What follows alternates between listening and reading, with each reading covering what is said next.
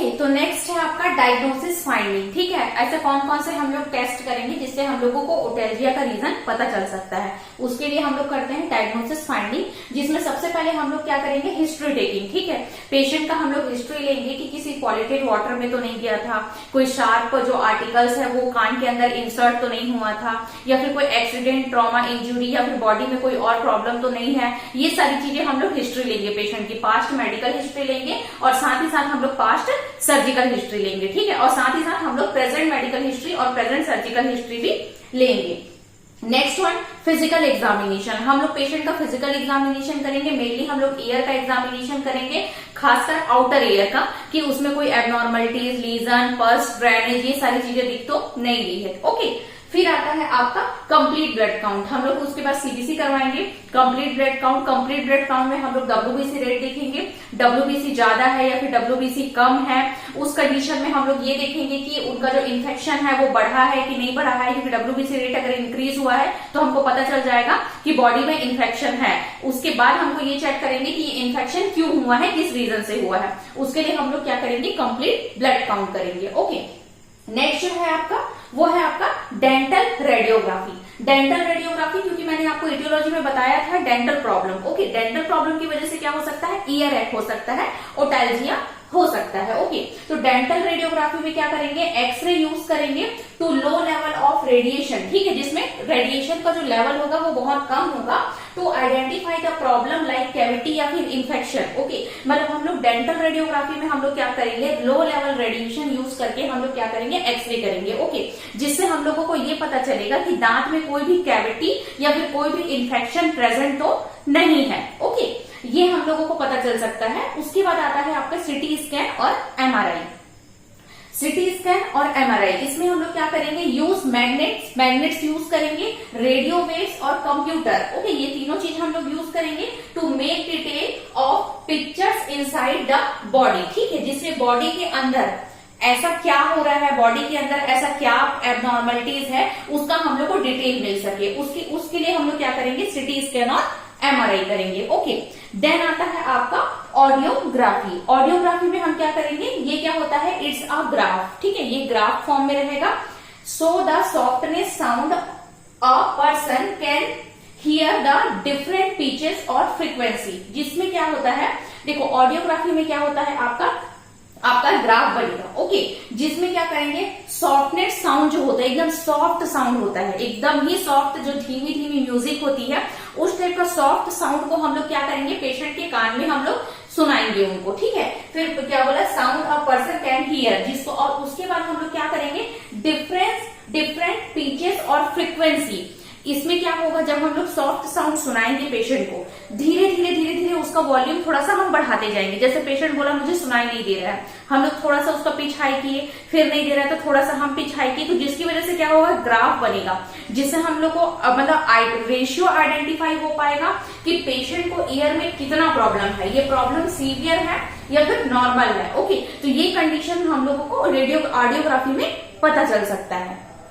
Okay, then next आता है आपका वेस्टिबुलर टेस्टिंग। वेस्टिबुलर हम टेस्ट करेंगे आपका, जिसमें आएगा your eye movement response will be recorded when warm and cold water are putted into the ear canal. यहां तक समझ में आया, जो लिखा हुआ है सिंपल लिखा हुआ है कि आपके, हम लोग क्या करेंगे, आई मूवमेंट को हम लोग सबसे पहले चेक करेंगे। कब चेक करेंगे, वेस्टिबुलर टेस्टिंग में। इसमें हम लोग कैसे करते हैं कि हम लोग वार्म या कूल वाटर, मतलब वार्म मतलब गुनगुना पानी या फिर ठंडा पानी, इसको हम लोग क्या करेंगे, कान के अंदर डालेंगे। दैट मीन्स क्या बोल रहा है, ईयर कैनाल, मैंने बताया था आउटर ईयर में जो आपका ये जो लंबा पोर्शन जाता है आपका, ये है आपका ईयर। ओके, तो उसमें ये गया है, ये है आपका ear canal. Okay, that is called ear canal. Okay, जिसमें हम लोग यहाँ पे क्या होता है, हम लोग आउटर ईयर से हम लोग कूल या वार्म वाटर हम लोग डालेंगे। उसके बाद हम लोग पेशेंट का आई मूवमेंट चेक करेंगे। ठीक है, उससे भी हमको पता चलेगा कि एबनॉर्मलिटीज कितनी ज्यादा बढ़ी है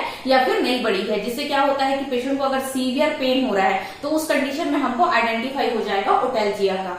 ओके, नेक्स्ट है आपका नेजल एंडोस्कोपी। नेजल एंडोस्कोपी, जिसमें insert the endoscope soft thin tube and examine the nose. Okay, इसमें क्या करते हैं, एंडोस्कोपी में पता है कि सॉफ्ट और थिन ट्यूब, मतलब एक पतला सा ट्यूब जो होता है वो हम लोग नोज में एंटर करते हैं, ठीक है, एंटर कराते हैं और उसमें लगा होता है कैमरा।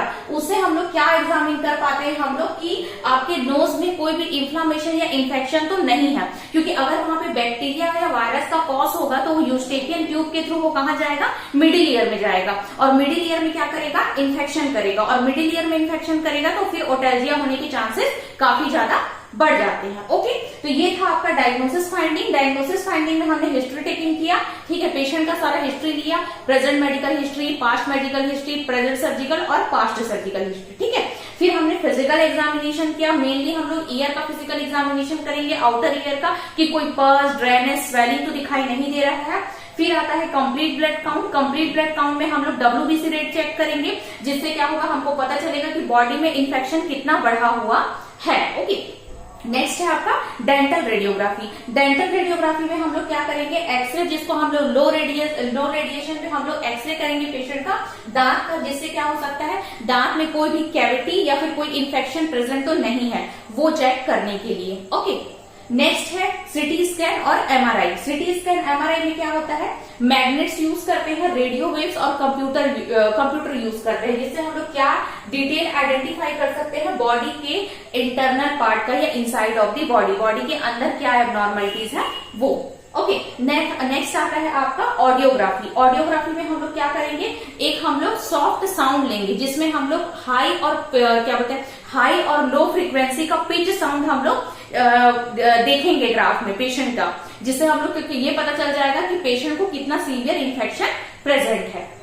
नेक्स्ट है आपका वेस्टिबुलर टेस्टिंग। वेस्टिबुलर टेस्टिंग में हम लोग क्या करेंगे, ठंडा या गुनगुना पानी को हम लोग कान के अंदर इंसर्ट करेंगे, जिससे पेशेंट का हम लोग आई मूवमेंट को चेक करेंगे कि उसका आई मूवमेंट नॉर्मल है, एबनॉर्मल है। ओके, नेक्स्ट आता है आपका नेजल एंडोस्कोपी। नेजल एंडोस्कोपी में हम लोग क्या करेंगे, इंसर्ट करेंगे एंडोस्कोप कहाँ, नाक के अंदर, और जो भी एबनॉर्मलिटीज है, बैक्टीरिया, वायरस, इन्फ्लामेशन, इन्फेक्शन, जो भी पेन रेडिश प्रेजेंट है, वो हम लोग को पता चल जाएगा, जिसकी वजह से हो सकता है ईयर में इन्फेक्शन हुआ है। ओके, तो ये था आपका डायग्नोसिस फाइंडिंग। इसके बाद जो नेक्स्ट आता है वो है आपका मैनेजमेंट। ओके, मैनेजमेंट हम इसमें देखते हैं तो सबसे पहले आपका आता है इसमें मेडिकल मैनेजमेंट, ठीक है। मेडिकल मैनेजमेंट में हम लोग क्या करेंगे, हमारा सबसे पहले ओटेल्जिया, ईयर में पेन हो रहा है तो सबसे पहले हमारा क्या काम रहेगा, प्रमोट हीलिंग, हीलिंग को प्रमोट करना, जैसे तैसे जो भी अगर वहां पे घाव है या फिर पेन है उसको कम करना। ओके, ये सबसे पहला काम रहेगा।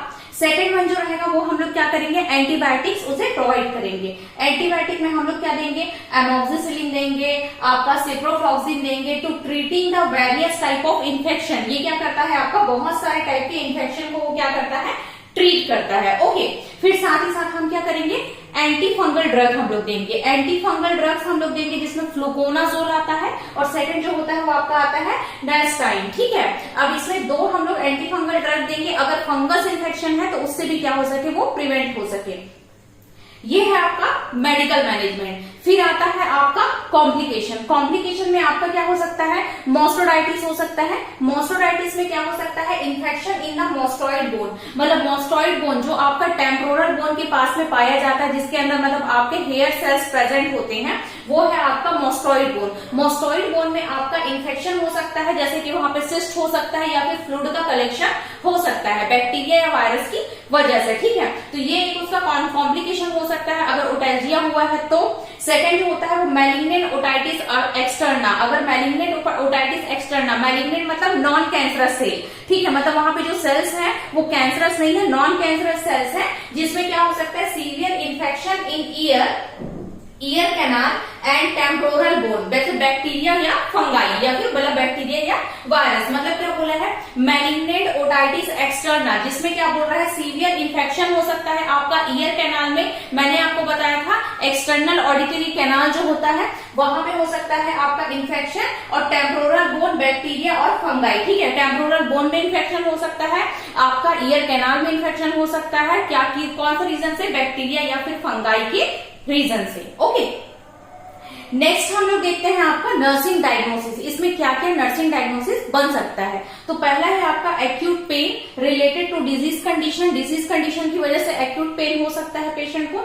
सेकेंड वन जो है वो क्या है आपका, risk of infection related to surgical incision. ठीक है, अगर वहां पे क्या हुआ है, पस का फॉर्मेशन हो गया है, पस निकल रहा है, ड्रेनेज हो रहा है, तो हम लोग क्या करेंगे, सर्जिकल इंसीजन करेंगे। तो उस कंडीशन में क्या हो सकता है, वहां पे इन्फेक्शन होने के चांसेस काफी ज्यादा बढ़ जाते हैं। फिर आता है आपका disturb auditory perception related to fear of surgical procedure. ठीक है, ऑडिटरी परसेप्शन डिस्टर्ब हो सकता है, क्योंकि अगर हमने कहा कि हमको इंसीजन करना पड़ेगा, वहां पे मतलब ये बोल सकते हो कट करना पड़ेगा, फिर पस को निकालना पड़ेगा, तो कहीं ना कहीं क्या होता है, पेशेंट को डर लगता है। ओके, तो उस कंडीशन में भी हम लोग क्या बोल सकते हैं, ऑडिटरी परसेप्शन जो हो सकता है वो पेशेंट का डिस्टर्ब हो सकता है। ओके, तो ये था आपका ओटैल्जिया।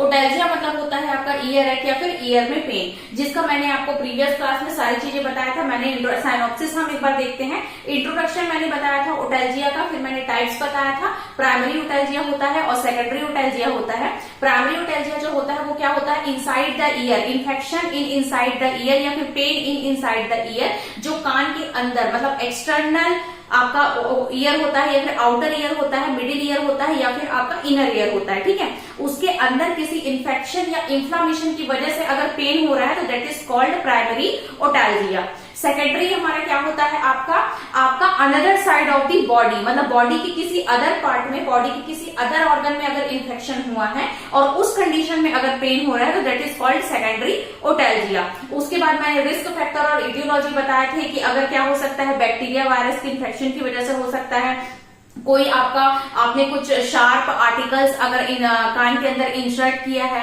या फिर पॉल्यूटेड वाटर अंदर चला गया है, तो उस कंडीशन में क्या हो सकता है, आपका रिस्क होता है ओटैल्जिया होने का। फिर मैंने पैथोफिजियोलॉजी डिस्कस किया था। पैथोफिजियोलॉजी के बाद मैंने आपको डायग्नोसिस फाइंडिंग बताया था कि हम क्या क्या डायग्नोसिस करेंगे हिस्ट्री टेकिंग फिजिकल एग्जामिनेशन। फिर मैंने आपको क्या बताया, डायग्नोसिस फाइंडिंग के बाद मैंने आपको मैनेजमेंट बताया, मेडिकल मैनेजमेंट में हम कौन कौन से ड्रग प्रोवाइड करेंगे। फिर आता है आपका कॉम्प्लिकेशन, क्या क्या कॉम्प्लिकेशन हो सकता है, मोस्टोडाइटिस एंड मैलिग्नेंट ओटाइटिस एक्सटर्ना। ठीक है, फिर मैंने बताया आपको नर्सिंग डायग्नोसिस। ओके, तो फिर ऐसा ही आपको ईयर के हम नेक्स्ट डिसऑर्डर हम नेक्स्ट क्लास में कंप्लीट करेंगे। तो आगे के आप मेरे चैनल पे बने रहिए और मेरे चैनल को सब्सक्राइब करिए। Thank you.